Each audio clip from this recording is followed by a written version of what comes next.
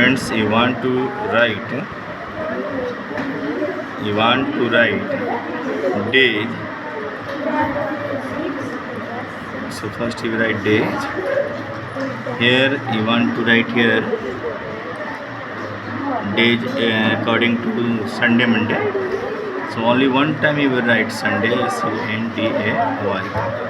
After write here is plus symbol will come and then drag down till where you want. Drag. All days automatically will come in line. Looks. So this is the shortcut way to come. Suppose you want to write just like serial number. Okay. So you will write here 1 and then you will drag down.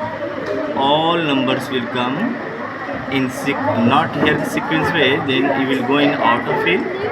Then fill series. All number come in sequence way. At a time you will do. So this is the shortcut method. Thank you.